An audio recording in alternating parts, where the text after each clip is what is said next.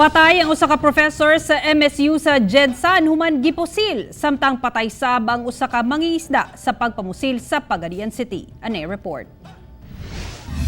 Subling may atake ang riding in tandem criminal sa General Santos City kung asa ang biktima usa ka political science professor.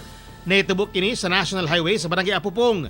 Gilang biktima nga si Professor Muhammad Taha Abdul Gapur, 53 anyos nga nagtudlo sa MSU Jedsan ug miyembro sa MILF Local Monitoring Team.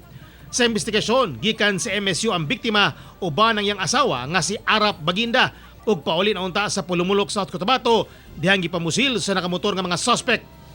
Naigo sa ulo ang professor samtang naigo sab sa iyang kamot ang asawa.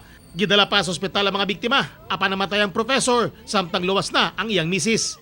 Land dispute ang usa sa ginatutukang anggulo sa mong krimen. Subay sa tradisyong Islam, gilayong gilubong ang professor. Wala na mihatag og pahayag ang mga kabanay sa biktima samtang padayon ng investigasyon sa kapulisan.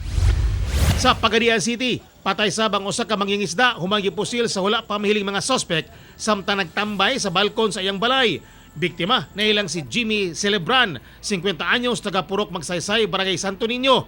Nakahiagom kini og tulo ka samad pinusilan. Dead on arrival ang biktima sa ospital. Na-recover sab sa crime scene ang upat ka basyo sa caliber 45 pistol. Una ang pagpamusil. Doon na kunoy na matikdan ang silingan nga pipila ka tawo nga naniid gawas sa balay sa biktima. Padayon pang ginasusi sa otoridad ang motibo sa mong pagpamusil. Ako si Teco Campo para sa One Mindanao.